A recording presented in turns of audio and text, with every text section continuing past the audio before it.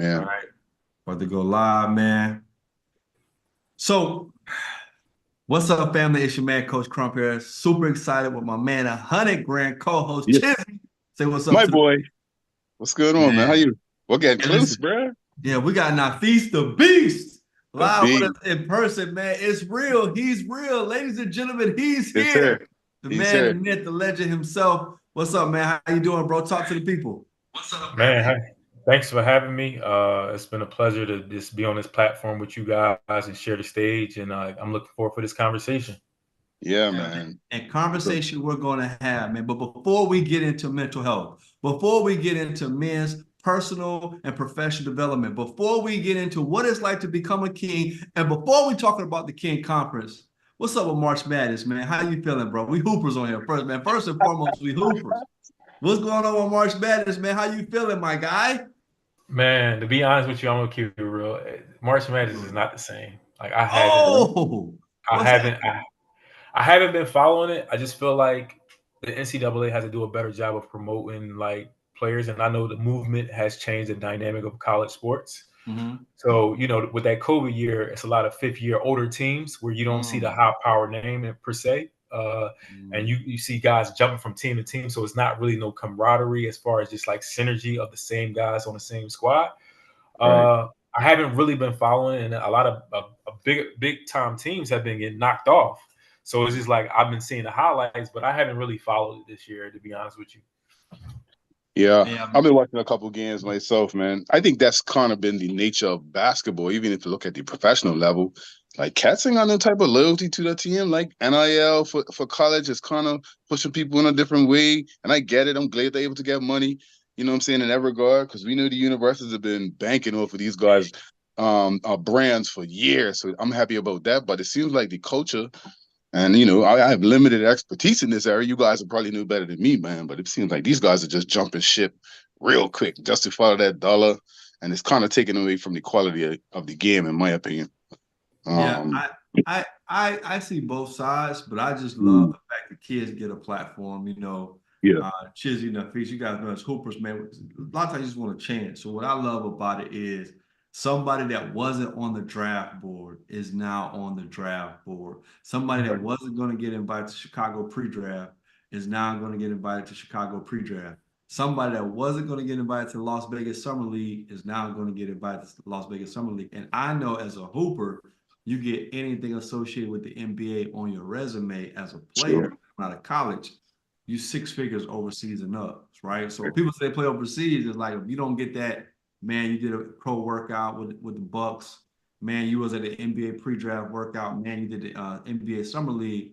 Everything overseas is like 80 grand and under, it Mhm. always like 20 grand to 80 grand, right? You're not really, and there's no money that you're making that's gonna change your life. And so for me, because Mm, I've seen the full gambit, I'm like, man, he goes off in 2 games, and all of a sudden his name is boom, yeah, somebody more money, more opportunity, more exposure. So for me, it's not about the teams. It's about that little boy that had that dream that just wants a chance to be on a platform one time to shoot my shot, and then they take advantage of it, man. So I'm happy to see the 2 or 3 players that I've seen that's like they're on draft boards now. We wasn't even looking at them like that prior to this tournament. So right. Yeah, yeah, that's what's up. yeah. Yeah. But anyway, man, super excited, man, about you, Nafis, man. Your episode dropped, man. Check it out today. Live in the building. My man's on the Boy Yeah, Man King podcast. Tap in. He already getting feedback. And let's start with that, man. You hit me up earlier today. You say, bro, people are already giving me feedback about the episode, man.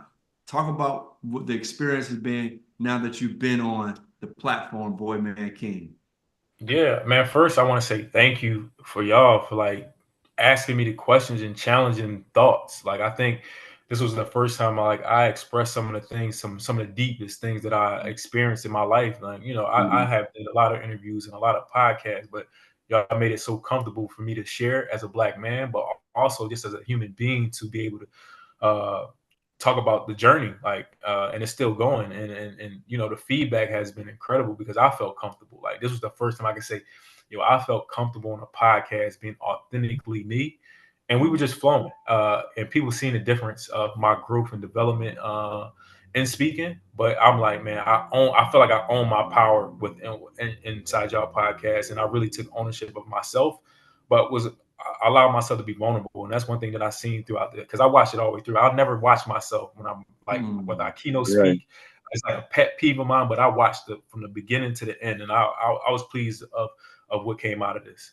Yeah. Yeah, you touched on that even in the episode, and luckily we can kind of talk about it now because it's launched, man. Shout out to you, man, for allowing us to get in your space as well, man. You've had some, you've been on some major platforms, the TED Talks. I actually was watching a little clip of you with your fiance as well on her particular platform, man. So that's big, man. So we really appreciate just you being vulnerable and opening up in a space, and I'm happy to hear that you felt comfortable enough to talk to us. We kind of touched. We got deep, but we didn't get deep. You know what I'm saying? It's hard to really encapsulate a life's journey and how you've processed things that you've experienced in a 30 to 40 minute podcast, man. But we do appreciate your opportunity, the opportunity for you to share. We're gonna explore a little bit more now in this particular conversation. Um, I was really trying to find a word. I was inspired just to hear your story, especially your educational journey that you're taking as well, that you continue to take. Um, I feel like, yeah, man, cut off I feel like I've cleaved to you in that particular way because I too am taking a similar journey, man. So I'm eager, I'm interested, I'm super excited to hear how things are progressing with you, man. How the groups are going with you, man. Because this is right on. This is the lane, and I'm going to offer it to you anytime I could be a part of it or get involved. Please let me know, man. I'm very eager to see how things are going with you and how you're just progressing to that next phase of your academic journey, man. I'm excited for you, man. So I appreciate you opening up for us, man. Yeah. Appreciate that. And when you talk about your academic journey, you just got off a call before you hopped on this call. So you're kind of like doing these coaching sessions while you're getting your clinical, you know what I mean, your official letters to your name. Like you already got some degrees, you're getting one more, but talk about just kind of highlighting people the importance of what you're Mhm. doing. Because that's why we created Boy Man King. That's why we added, it's like we're not just doing something, but we independently, like matter of factly, understand the importance of what you're doing. Talk about that, Yeah. man.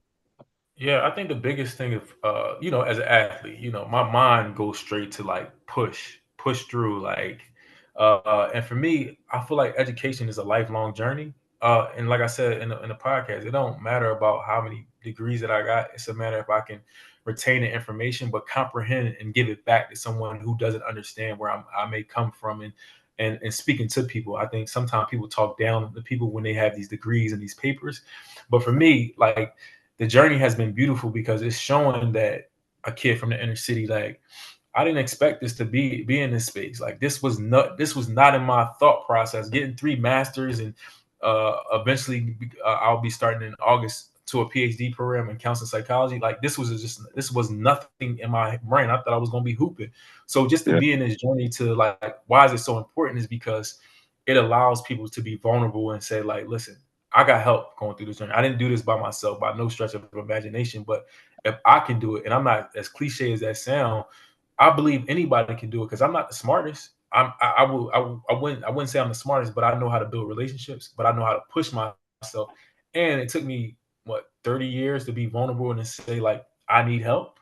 And I think once you hit a maturity level when you're okay with yourself or you start to become comfortable with yourself, you allow yourself to grow. And through them growing pains, it allows you to open up other opportunities and expose you to different spaces that you didn't see yourself in the past as a kid. Yeah, yeah, and Yeah. I like you said that because Chizzy, you mentioned right where you had your breakthrough before we started this platform.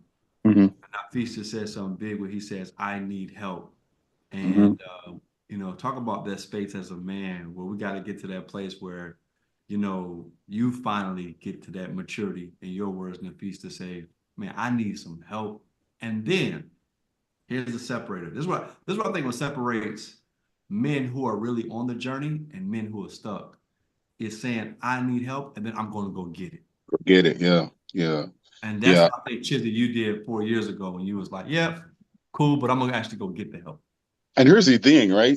It's like once you step into that space, you have an innate desire just to continue to build and progress yourself. So it's not even it's of course the emotional support and the help that you are asking for that you go and get is important, but it's almost lends to other areas of your life in terms of, all right, no, I can sit back and really analyze the other areas of my life that I really need help with and seek that out. So for me, it's it's the financial piece as well, trying to really think about what plans I want to put in place for my children and for the next generation.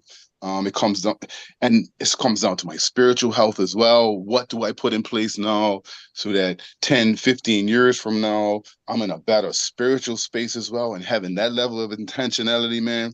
So although initially, in the crux of the issue with me anyway, you're like, yo, like this emotional boy is bad and that anger boy is bad. And I really need to address what that feels like. And then you get into it and you're like, yo, I'm opening up to a whole nother side of me and my own personal development that I didn't even initially attempt to address in the beginning. I think that's the beautiful part of it. I have friends, not to digress a little bit, I have friends back home who's like, yo, you're going back to school? You're like 48 years old. Like, what are you doing? Like, why are you thinking, no, this is the opportune time for you to go back in school?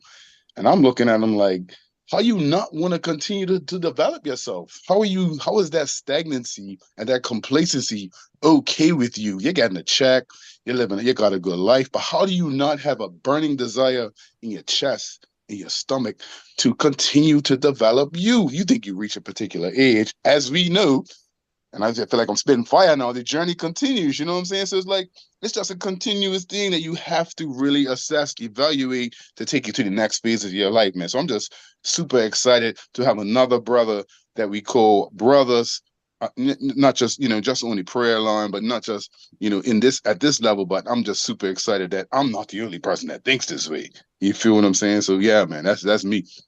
And I want to highlight this with you, Nafis. Like we talk about a lot on this platform. What we didn't really get to a deep part of, but I felt it like with my exchanges with you, and being that it's Holy Week, I'm currently doing a particular fast until Easter, and I know people have all their spiritual regiments and their beliefs and things of that nature, but all I know is there's a necessity to develop spiritually, right? And everybody takes that journey independently and individually. I do believe that as well. But we didn't get a chance to really get into that. And we didn't really get a chance to get into that on this platform, on our YouTube lives. But I want to throw that question to you because I know in me coaching men and the hundreds and thousands of men, I can tell a lot about where their life is going by where they are spiritually, because that's going to anchor them in the navigation of life. Yeah. Right. And so talk about how you personally apply spirituality to your life and the necessity for every man to kind of have an aspect of that. Yeah, man, that's a great question. I mean, for me, I lead. So my father used to always tell me something like, when I was a kid, lead with love. And at the time, I was born Muslim at the time, but I didn't, as a kid, you don't really understand. Like you don't, I mean, even with religion, like whether you Christian, you Buddhist, whatever the case is, you get shoved a book or whatever the case is and say you got to pray like this and do it like this. For me, as I got older, I transitioned to spirituality because I felt like I knew it was a higher power. I knew I didn't just drop off the moon and just got here. I knew something was guiding my interests, my love, and where I was coming from. So for me, it was more of like all these things that's happening to me intentionally. I know it's for a reason. I know even when my downfalls are I need to lean into that. I shouldn't run away from that because if it make you uncomfortable, I think you got to run towards that to make yourself get comfortable, and don't try to cut corners because when you try to cut corners, it always backfires. It's gonna come back in a different light. So for me, I lead with my spirituality as far as just getting closer with God and understanding that I'm not trying to be perfect. Even on these podcasts or on these episodes, I want people to see my flaws because I want people to humanize me as a human being. So when I do fall, this is a normal thing. Like this is a part of life. Like I don't know what the next minute may hold or the next hour may hold for myself. All I know is that my everything that I'm doing, my intentions are pure. And if they're not, I want God to give me the light to say, listen, we got to sit you down and make you understand what you did, and you gotta be held accountable. So I kind of lead with that, lead with love and my spirituality of treating everybody with respect and love and the way they want to be treated, not the way I want to treat them. And understand that I got flaws, and I'm okay with exposing them. Man, I love it, Chizzy. Hey, just listening to you talk, that part about being relatable, especially, and again, at the center of a lot of what we talk about is people of color, our brown and black brothers, and how there's a level of I'm gonna use the word ignorance in our communities as it relates to vulnerability, as it relates to a man showing, his heart or showing his vulnerability or being able to even um let his guard down, so to speak. So that relatable piece is important. I like what you touched on earlier, Nafis, when you said that that's how you show up in the beginning with love and with vulnerability and showing your flaws, because you break down an entire barrier in the beginning just by when you step up and when you're present in that particular way, and a brother could look at you and say, man, this guy, he's a hooper, he's an educated man, he's a black man, he's got kids, he's just like me. And it's relatable. And I see the journey that he's taken. That's me. And I think that's huge for getting yourself in the right circles to being able to have the impact that we're endeavoring to have, because the stigma and all of the toxic masculinity that gets pushed out there says otherwise, man. So that's a big piece. Sometimes I used to think like, yo, like you can't be opening up like this to people. Like you like, y'all 6'3", 250-pound guy. They're gonna look at you some type of way because they have this weird expectation about what that person is supposed, how that person is supposed to present. And then you realize it's a superpower. And you're like, yo, this is really and truly who I am. And you embrace who you are unequivocally, because you don't really you're not fearful of how people's negativity is being projected on you. You're just showing up. You're being your authentic self. Some people are going to receive it. Some people aren't, but most do. Because we all, I believe, have a desire to get to that deeper understanding of self. And so I really, really share that sentiment with you, man. That's huge. That's what's up. Yeah, and as we continue to talk about this space, it's like we created this platform. You're doing the work you're doing, Nafis, for this reason. It's like to get to a place where we can get this level of connection. We can get this level of breakthrough. But I want to lean back on what you said earlier. You said, when I find something uncomfortable, I lean into it. Yeah. Right? And this is going to help me go back to you as a coach. Help the average person. They're uncomfortable. They're playing victim mentality. They're complaining about woe is life. Things are challenging. My relationship is challenging. My finances is challenging. When you're talking about the mental health, and you talk about the coaching sessions that you do, and you helping people, whether they're a young adolescent, whether they're an adult, and you helping them get through those mental hurdles of understanding the fact that you're being challenged and the fact that you're uncomfortable is actually a sign that this is something that is an opportunity for you to address. Because my phrase that I use in my coaching sessions is OTG. Now, this is an opportunity to grow. Chizzy knows for the boys of impact. When we have conflict, when we have confusion, when we have inconvenience, it's an OTG moment. It's an opportunity to grow, and you have to face it to fix it. But you are in a space where you're coaching people. What's practical tips? What's a mental nugget? What is a tangible thing you say, hey, run this play when it comes to, man, you hit a wall, man, you're uncomfortable, man, you're challenged, man, you don't know what to do because you really are running away from the adversity that you're dealing with. You're trying to hide. What are some practical tips you give your coaching community, or your clients for that matter? Great question. I think my clinical hat goes on it sometimes. So I said, know your why. And the one thing that I learned about pushing people, you got to meet people where they at. So when I challenge you, Am I challenging you personally, or I'm challenging you because this was what you want? And I always throw it back in my client's lap. What did you say you wanted before we started this? Yeah. Because when I put it on you, it's no longer on me, because you first, I'm thankful that you showed up, because most Mhm. people wouldn't show up. So I gotta applaud you there. But now it's time for the work. And if it makes you feel uncomfortable, like I always say, it's like, why does it make you feel uncomfortable? It's something in your body that's showing up that's making you uncomfortable. So we got to tap into where is it showing up in your body? Is it in your stomach? Is it in your brain? Is it in your shoulder? Where is the discomfort coming from? And really getting to the root of who you are as a person. Because this ain't the first time you've been uncomfortable. I'm just saying it out loud. So now I want you to say it out loud. So now I want you to hear how you sound when you say it, and what is coming up for you. So when I put it back in my client's lap, they kind of pause for a minute. And it's like that puzzling face, like, damn, like he really brought that up. Like they get that uncomfortable feeling. So now we dig in. So now it's an easier conversation. I won't say an easier conversation. Now we can process what you Yeah. exactly feeling, Yeah. why you're Yeah. feeling like that. So always chasing the why, but throwing it back on my clients to let them know I'm here for you. But also I'm going to challenge you. And if it feels uncomfortable, tell me, like, I'm okay with being uncomfortable. So now we got to enter a different way, the conversation. Yeah, I'm gonna put it back on Chizzy, man, because I know I'm gonna do my why first. I'm gonna let us all talk about our why, because I think it's important as men that we talk about our why. I know for me, I tell people all the time, I'm blessed to have a dad that was 2 generations older. So my dad, he was 40, almost 47 years old when he adopted me at 3 months.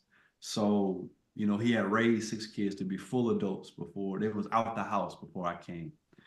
And I had that example. Steady Eddie, same thing every single day, my whole entire life, right? And my why was always what he had built by the time I was conscious, right? So by the time I'm conscious, I'm seeing he's a granddad. By the time I'm a child, my dad's a granddad with multiple grandbabies in the yard.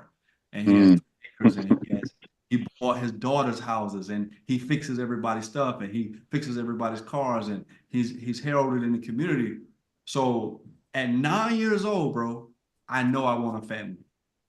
I know I want wife and kids. I'm clear. I'm crystal clear. I want that. And I want it in honor and in representation of what I see my dad have.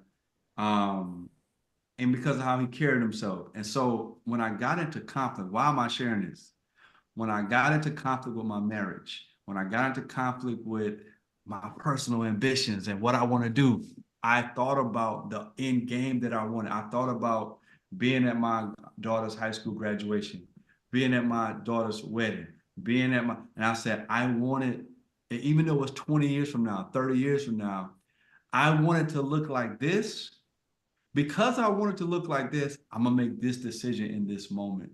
And in this moment, I may be taking a hit. It may be uncomfortable for me, but that picture in 30 years from now is so important to me. I'll take this hit all day because I want to see Right. that picture. You know what I mean? And I just feel like we as men don't talk enough about that picture, about that why, that 20, 30 years down the road, because you're right about what's happening to you right now. The question is, you being the leader of all of this, what's the best decision to get to that picture that you want Mhm. down the road? So Chisley, what's your why, man? Man, that's a great question too. Like Nafis, like I just see that there's definitely a gap in how black men are perceived and how black men show up in certain spaces. So what my why for me is I think it's kind of simple. It's like, I'm a father. Hopefully one day I'll be a husband again. I like to look cool. I like to wear J's. I like to dress like, but I also know that, in certain environments, I need to act a particular way. I need to show up in a particular way. And I think for me, my why is just so I can fully be a well-balanced individual and also be able to show other brothers that you can be a well-balanced individual too. And these are the necessary steps that you should take, that you can take to get to that end goal that you want to have for yourself. And just advocating for that and showing people that, man, you don't have to dumb yourself down in certain spaces. You don't have to just let other people's identity of yourself dictate how you should function and how you should live and how you should, the decisions you make, man. And it's okay to show your flaws. That's the most important. It's okay to show your flaws. It's more of a strength than a weakness to show your flaws, because it says that you consciously recognize that you have work to do, and it's all right to have work to do, and that's cool, man. That's real cool. So that's a kind of a long drawn out reason for my why, but simply it's just to show that Black men can be professional, can be intellectuals, can be basketball players, can be trendy, can be all of those things, and still have a fear for God and still represent themselves in the best way possible, man. Yeah. Nafis, man, what's your why? My why, man, great question. My why is just I always want to be a good person. Like you said, I had my father and my grandfather in my life, so I knew what a man looked like from my perspective. There was never no doubt of who I was, and they always echoed, "Know who you are, son.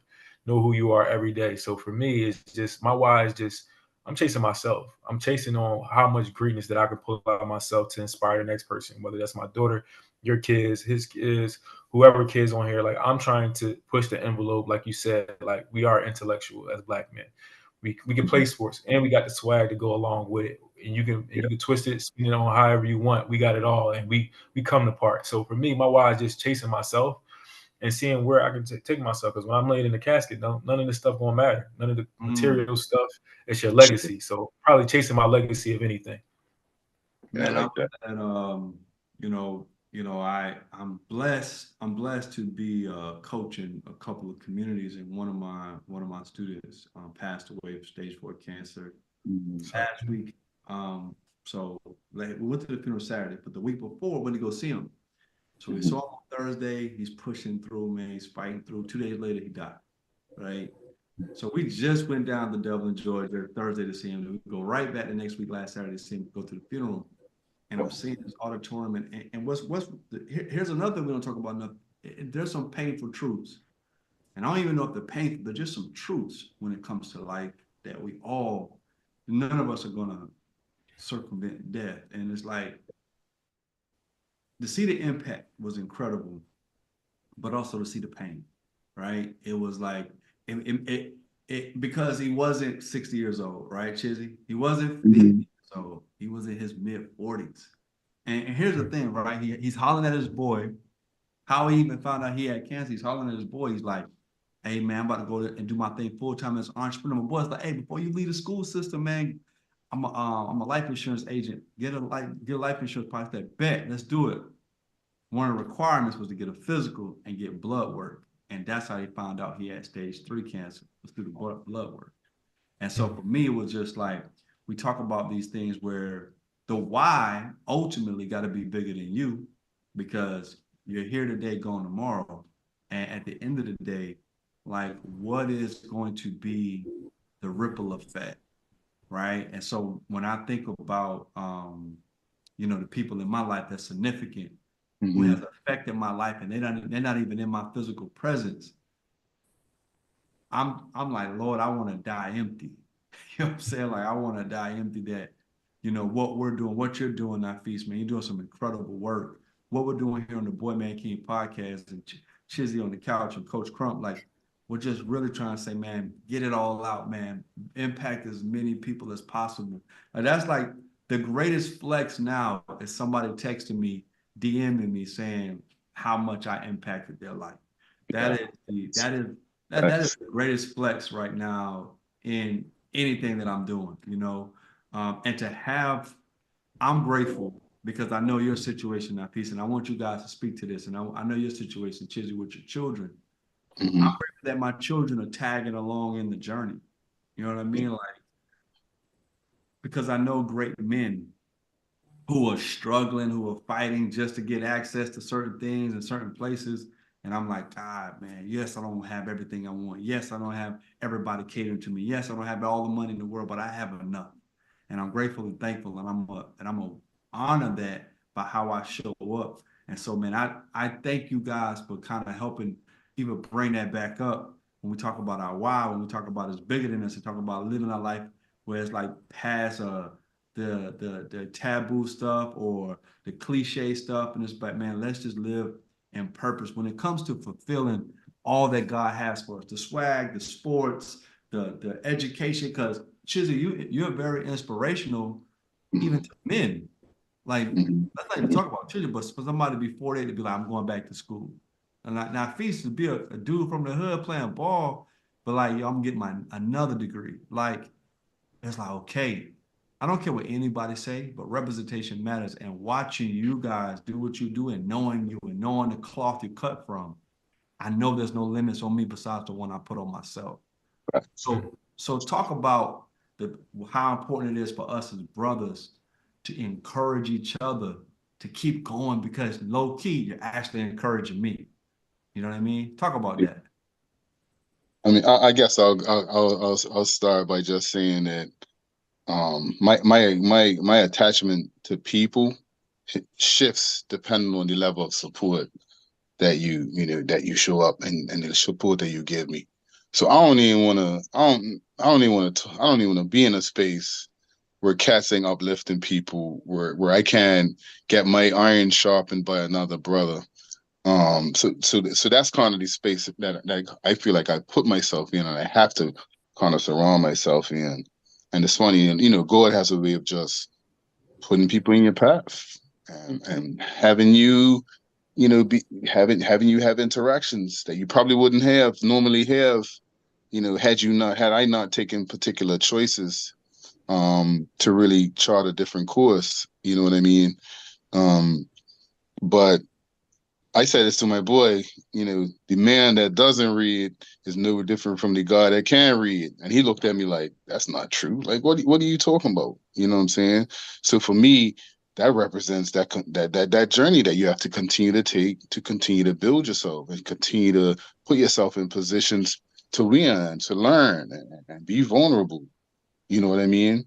But to be 48 and going back to school, man, I got a son who's in university. So that's that's a struggle in and of itself, trying to navigate that space too. But it's okay, because we're gonna figure it out regardless. You know what I mean? And I want him to look at me and say, yeah, like my dad is in school. Like I'm gonna write a paper. He's gotta write a paper too. You know what I mean? You feel what I'm saying? So we can have a shared experience, man. And really, really, there's no there's no there's no cliche um molding that a man has to operate under. Like whatever your vision is for your life, whatever you want to achieve for your life, just step out and do it. Take a risk. Like you said in the feast, like get comfortable with being uncomfortable. And you'd be surprised how much you could look back in that old stuff and it's like, man, I remember when I was just cool with being mediocre, cool with just being average, cool with just settling for my current existence. All I had to do was step out and be uncomfortable for me to experience this. Like that's super dope. Um, yeah, man. So shout out to everybody. That's just being uncomfortable with being uncomfortable, man. I like that saying, man. I'm gonna have to take it from you one day, bro. Yeah, yeah. Good, you can have it for all of us. Man, great. Once again, great question. I think the biggest thing for me is like I've always been inspired by other black men. Like I'm be honest with you, I always like once again, my representation was my father, my grandfather, and I know how much work they put in every day to raise me and my brothers. So for me, it's more when I see positivity, I want to attach myself to positivity. I'm okay with negativity, but I don't have to broadcast that because I think trauma. I mean, that type of trauma brings ignorance and it pulls a perception and a stereotype about what we can do, what we can't do. It's easy to point to the negative things, but it's all these positive brothers that is around the country. I tend to say, listen, how can I support you? Because when I look in the mirror, I look at I'm looking at all y'all. I'm literally looking at y'all. I'm looking at myself. So when I see Sure. y'all, I'm looking at myself because at the end of the day, we're still getting judged the same, no matter what. Yeah. So for me, like my push is to say, listen, it ain't about being like once again, I always go back to not trying to be perfect. I'm gonna show you my flaws, so I'm gonna beat you to the punch. I'm gonna let you know that I'm already messed up already. I'm a used car right now. I'm trying to get a new car. I'm trying to add parts on every year in myself. So I try to elevate by putting myself in people's shoes, but also allowing myself like they're not where I'm at right now because of the exposure that I had as a kid. And I think that allows me to grow in spaces that may feel uncomfortable to some guys who didn't have a father in their life or a grandfather in their life. It was tough love. I understand that. but it's my job that I feel like when I'm around you, I gotta uplift the room. And you gonna fall sometimes. I'm gonna fall sometimes. But I gotta be a man enough to say, yo, you know what? We're gonna fall together. And I think once that's in my head, because I always think as a collective. I don't think about individual. Because I said, with these degrees, like if I'm not bringing a fleet with me, what does it mean? If they kill me off today or tomorrow, what impact did I leave?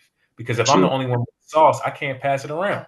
So I'm not a gatekeeper in that regard. Like, I don't care about that. Like we need to spread this wealth of knowledge everywhere so everybody's on an even playing field, or even, uplifting someone else. So I get inspired by brothers like yourself with powerful conversations like this. Yeah, man. Mm. Thank you. And thank you for sharing that. And it's interesting. You were talking about how you uplift the room and you come into certain spaces and you want to be around positivity. But what we take for granted that these are skill sets. I'm coaching a group of men. It's 150 people on it. We're on week 3 of a 12-week program. All men, all different states, all over the country, Chizzy. And Mm. because I've been rocking with you for 19 years, right? And Nafis, because we've been through competitive basketball and high academia, when you get to the general mass and there's no qualification besides being a male, and y'all just show up on the call, the dynamics of where brothers are socially, emotionally, intellectually, relationally, like I'm like, yo, this dude is not ready for a relationship. This dude is not ready for like because I'm only hanging with a certain group of men. This is my first time being broadcast to just, hey, you're a man, show up. 18-year-old, or is that 67-year-old? But I'm seeing academics. So now I'm seeing social economic. Now I'm seeing, hereditary. I'm seeing all these things. I'm like, yo, we have a duty. Now I see why y'all got me as the coach. Yeah. Now I see why y'all got me as the leader. Now I'm like, we have a duty to develop our brothers. Like he's our brother. He's not heavy. Like we have a responsibility to not say, yo, what's up, fam? And I hope I'm not messing this term up, but I think it's bargain, right? In the Jewish community, where they do economic dollars only with each other in Right. most of the circles, right? But they have this term where if they go to your store and you was trash, they just come back and say, this was trash, make this better, and I'm gonna come back next week. Okay, that was a slight improvement. I'm gonna come back next week because I'm not gonna not spend my money with my brother. And I was just like, whatever term y'all need, we need a term where we're like, I'm not gonna write a bad Google review. I'm not gonna blast you on social media. I'm not gonna like derail your business, but I'm gonna come back and give you honest feedback. This was trash. You need to improve it. Same thing with your marriage. The same thing with your parenting. Like man, like we gotta find a way to stay connected with brothers so that we can tell our brother, yo, bro, you tripping. Now, bro, you need to step, bro. You need to uplift the room, bro. You need to lead, and then I pray that our rapport is so strong that they can say, I need help in that area. Right? Yeah. When the student is ready, the teacher will appear. Talk about like I'm purposely I told myself and Chizzy noticed I would never leave the front lines. Me and Chizzy, Nafis, I don't know, we get a chance to get back into this, but we was boys home, we was juvenile detention centers in Bermuda, and we ran an alternative boys school. Well, boys are getting kicked out of both private schools and public schools. I was a director, and Chizzy was part of our support staff. And so we've been working like front lines. I promised myself never get off the front lines, never get off like working with people who are literally going through it day to day and don't have a roadmap, don't have habits, don't have support system, because you need so much to be a strong man, to manage not just yourself, but to uplift the room, to lead a relationship, to raise children, to run a business, to build a community. Those are incredible soft skills that you gotta have to be able to maintain all the dynamics of everybody that's involved. Talk about your individual intentionality to make sure you're engaging with men in a way to make yourself available so that you can help them navigate as you're navigating yourself. It just happens natural. Go ahead. You want to go? You want to talk? You want to go first, Go ahead, Nafis? Nafis. No, I I just think I just, brilliant question. Go ahead. I'm want to be a listener in this. no. I mean, I'm gonna do my best to answer you. It's I think people hide behind a lot of stuff. People hide behind the degrees. Hide behind a lot of things. So those brothers that are showing up, and this is obviously not a judgment. Those people that are showing up and getting coaching, and when you really, really peel the onion back and you recognize that emotionally, psychologically, spiritually, they're like infants in a particular space, but may have all of the accolades of a $1 billion CEO. I'm talking about on paper.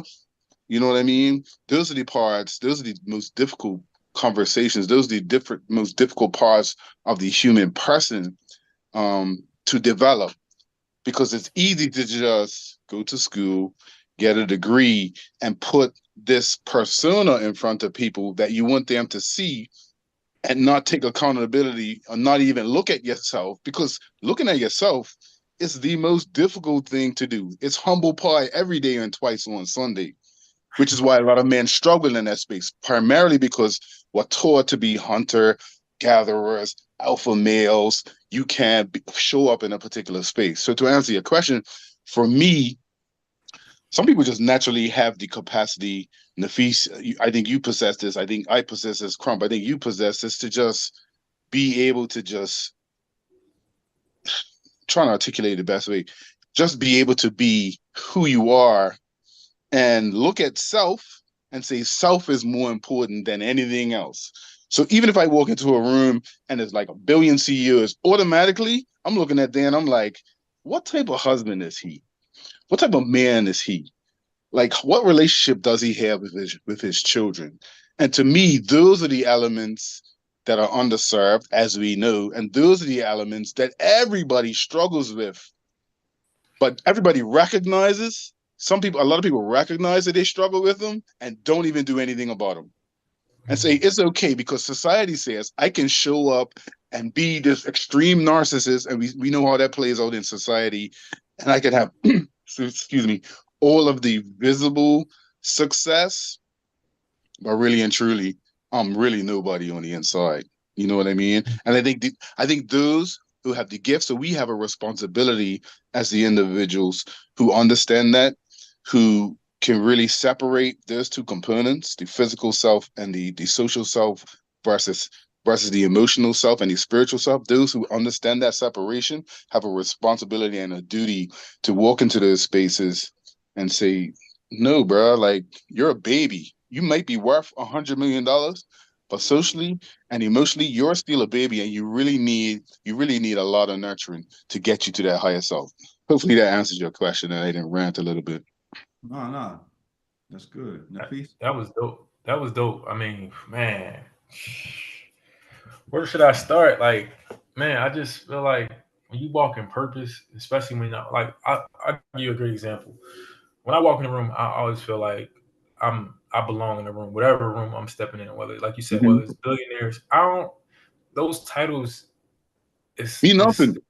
yeah, like it's social constructs based on Yeah. perception of other people's thoughts and Yeah. process. Like for me, like I don't even want to be in a room where I don't even feel comfortable for myself of just like I just don't align with the room, how the room is structured. So before I'm looking at the room, what's happening in the room first? Like how's the setup? Does this feed my soul? Mm-hmm. And then when you start looking around and you start seeing people like trying to be seen and be noted, like for me, that doesn't do anything for me. Like I said, like that's not engaging for me. That's not substance. So when I'm in rooms, I'm always looking for substance, and I'm not trying to meet 100,000 people in a networking. I'm trying to meet 2 to 3 people, and if I don't, it's okay. I'm trying to build an organic Yeah. relationship with people. And if it ain't organic, I don't even want to be around it. Like I'm not playing them games of just trying to fit in. It's like I'm creating my own table. So I'm like I'm trying to bring the light to other people. Whether I got $0 or I got $1 billion, like I feel like I am the light when I'm coming in the room because of the confidence of what my father and my grandfather instilled with me.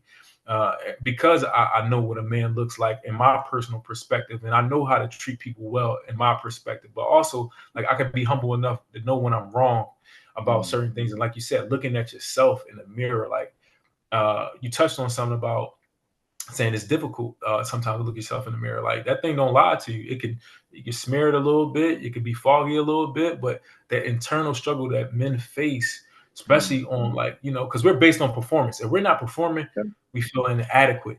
Yep. So when we can't perform or we can't show our bravado, our ego is not, our spirit. Because the one thing that I do know, when you break a man's spirit and ego, that is death. That is walking dead. So I'm True. always I'm always cognizant of what words that I use to describe men and what they may go through, because I don't know what you went through, but I know you dying in the inside. I could tell how you move sometimes. I could tell how your eyes are lower. I could tell you how you enter the building. Even when I'm at my lowest of lows, I might have my head down, but my chin is up. So my eyes may be down, but my chin is up. So that's one thing that I stick with myself when I'm thinking about entering rooms where it may feel uncomfortable. Let's go a little deeper with the brother, because when I listen to you powerful brothers talk, you keep mentioning your daddy and granddad. Chizzy has an amazing father. My father was amazing. So a lot of men don't have that father. Like a lot of them. And a lot of them don't, and they're not millionaires and billionaires, and they're not carrying a title. They're just trying to survive. How do you, in the space that you're in, the man that you are, the presence that you have, and the intellect that you operate with, but that brother that's just, man, I'm one day at a time. I'm just trying, but I don't have no clue. I don't have a clear blueprint, a subconscious reference. Matter of fact, the only thing that I do have is hood, ratchet, dramatic, traumatizing. Like that's actually my only reference. I'm trying my best to stay away from what my subconscious wiring is. Like how do you approach those brothers? Like what can we say to them? What can we give an olive branch? Like what is your engagement like with that brother who is like, he's way on the other side of the spectrum. You know what I mean? Like he's already trying to hide, trying to get out, trying to check out. Like, what do you say to that brother? I would say the same thing. I mean, for me, I'm getting down to your level. Like, if you're intent, even when you got a little struggle, you doing all the right. Like, I know what the hood feel like, so I know what the stuff that you're facing. The goal is to, for me, when I'm dealing with someone like that, I'm going into your neighborhood, I'm going into your environment, so I can understand. Like, I think I come from a place of understanding before I judge, and knowing that I can't save everybody. Now I can help expose you and try to help you get out your opportunity, but I'm gonna walk with you. I think that's the biggest thing for me. Like I'm gonna walk in your shoes, put me in your position so I can humble myself and say, man, he I fighting an understand. uphill battle. Yeah. But where can I support him and what does that look like? One thing I say, like I can give you a couple of dollars, but no man is gonna ask for no money right out the Yeah. blue when they don't Yeah. know you. Especially Yeah. when they feel like they got it. Like Yeah. even if they don't got it, that's very difficult. Like I want to come with pure intentions. Like don't pay me back. I don't want you to owe me. Keep it if it's about money. But how can I help you sustain your opportunities? So my biggest thing is walk in their shoes, expose them to outside their comfort zone. Because and understand they're gonna mess up. They might mess up some friendships and some deals and whatever. Like, but just know for me, I know my why. And if I want to change the world with my legacy and the legacy that I want to leave on this planet, I got to take the good and the bad that come with it because I got stuff in the closet that I ain't never seen before, and God probably judging me like, man, you owe this to yourself, but you owe this to this brother because he fighting an internal battle, but you can help him, but you need to help him tap into it. And you got to be patient. So learning Yeah. patience, meditating, yoga, float tank a little bit, and drinking my water. There you go. Yoga, water, Chizzy. Chizzy got a yoga session tomorrow. Wow. Relationships, man. Relationships is everything, bro. Relationships is everything. And like I said earlier, like those who have the understanding and have the knowledge have a responsibility to start to build relationships with brothers. And it don't require a lot. It doesn't require a lot to just check in on somebody, just to help them go through a process, just to see where they are, ask them how to stimulate their why. And the difficult part is getting someone out of their comfort zone, getting someone to see that their current reality doesn't have to be their current reality, and what a future may look like for them comes with incremental steps that are attainable day in and day out. So something as small as, just hanging on, just even hooping with a guy who is a street level guy, and you're coming with an energy like, yeah, this is part of my routine. This is how I build it. And then eventually, once you start to continue to build on the relationship and you start to hoop it for more, or you start talking and you see, yo, I'm leaving her. I'm gonna check for my kids. Or I have a group that got to run. I'm going to church. Well, I got a meeting I got to go to. And they start to look at you like, oh my goodness, this guy hoops. He's from my neighborhood. He looks like me. He sounds like me. And over time, he starts to pick up some of those habits as well. Especially a brother who's very, very interested in shifting the tide and saying, man, I'm tired of living this. I'm tired of living this life. I want something different for myself. And that's where you start to open their eyes up to their why. Because now it's not just about the survival instinct that they have and they possess. It's more about being proactive and putting steps in place for a future that is very much attainable, over a small period of time. And then eventually you're like, yo, you can look back and be like, remember when last month or last week you was talking like this or you was doing this?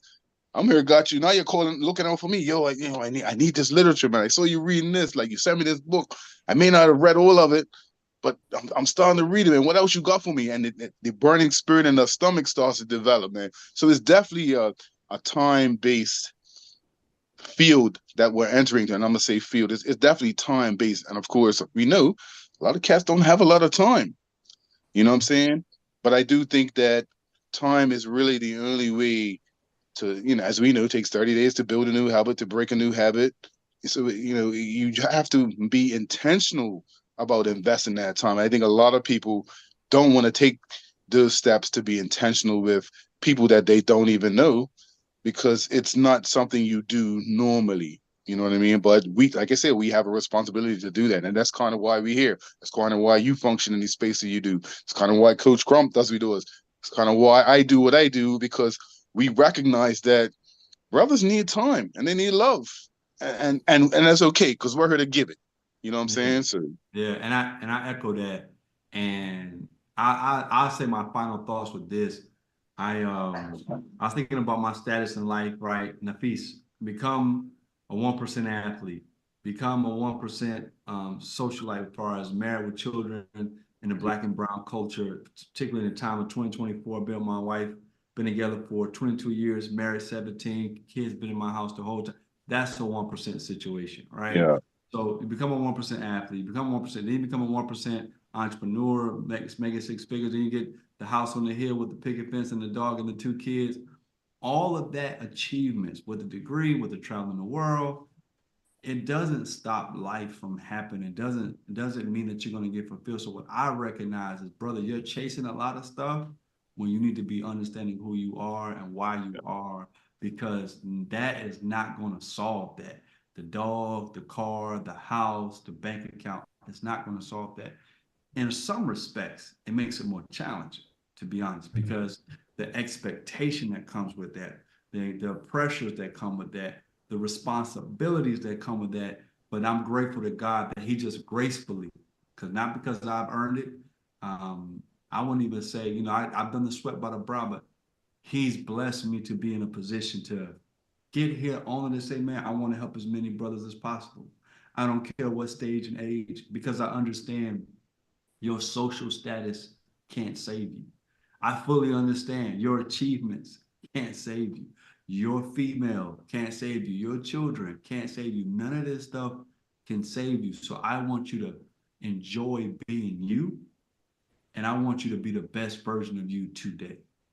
And I want whatever narrative was told to you, whatever thing was projected on you, whatever trauma was triggering you, I want you to get healing in that regard. I want you to get peace in that regard. I want you to get solitude and really who you are and your personal worth and value, and show up as your best version today, and knowing that that's enough, bro. And I don't want you to think because you don't have this and because you don't have that, because you don't do this and because you don't do that, that something's wrong with you. I want you to know you right where you're supposed to be doing right what you're supposed to be doing. You just Mm-hmm. the best part. You're going to be your best version. You're going to continue to improve right where you are. And then what God has for you, can't no man take it away. It's going to come to you in due time, in due season. And so I thank you, brothers. I thank the Boy Man King. Nafis, the great, incredible work you're doing, man. We're honored to have you on our platform, man. And thank Back. you for the work you're doing. But as we close out, I'm gonna pass it to Chizzy to close us out. We got some announcements we want to share. But what are your final thoughts that you want to share with the people? Nafis, what are you? Oh, got you. So I want to leave a quote, Frederick Douglass quote. So this is something that I live by. So it says, "It's easier to build strong children than to repair broken men." So I'm gonna say that one more time. It's easier to build strong children than to repair broken men, and that's kind of that's a staple that I live by. That quote, and I want to leave that to all of viewership that's out here, and I want to thank y'all for having me on because I think this platform is powerful. We dug in a little bit more, and I look forward to continue this conversations, especially when you talk about men and breaking those stigmas and reducing some of that anxiety that we feel when we feel incapable of being our authentic selves. So I want to say thank y'all once again for having me on here. Yeah, man. Thank you, bro. Bless. Chizzy, Thank you. talk to the people.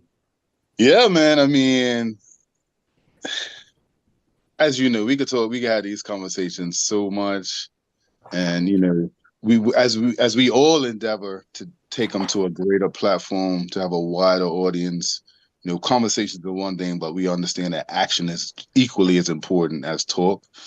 Something that as a community we struggle with. You always got a brethren out there that talks a big game, but really can't, back up what he does. So I really just want to applaud all of us for taking necessary actions to back up some of the stuff that we discuss.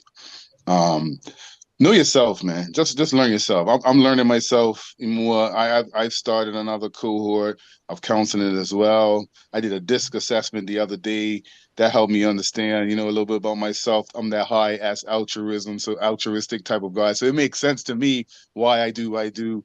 I would imagine, you guys have had a similar understanding, but just know yourself, man. Get to learn yourself, love on yourself, spend time with yourself, man. Take that necessary selfishness that's needed because you have to you can't pour from an empty cup, man. So that's what I want to tell anybody that's watching.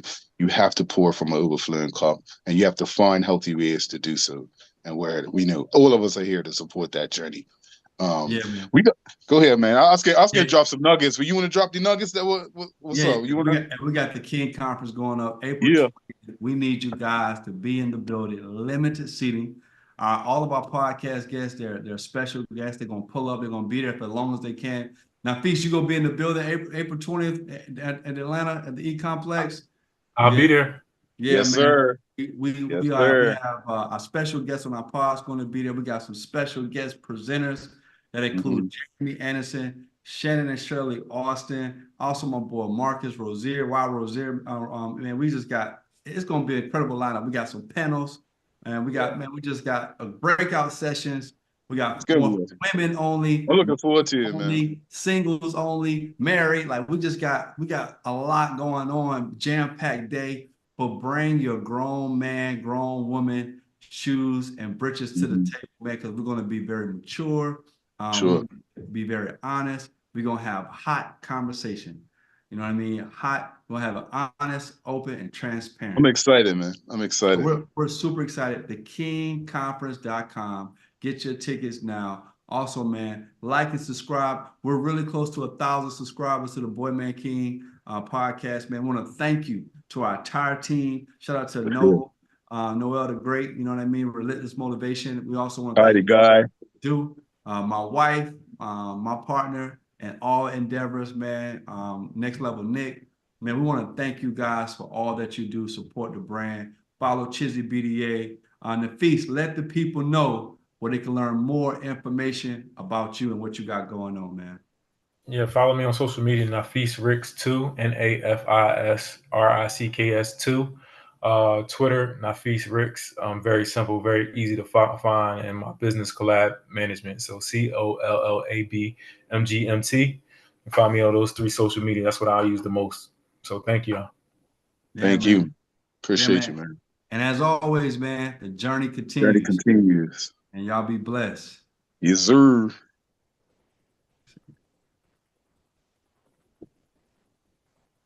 There we go. We ended the stream on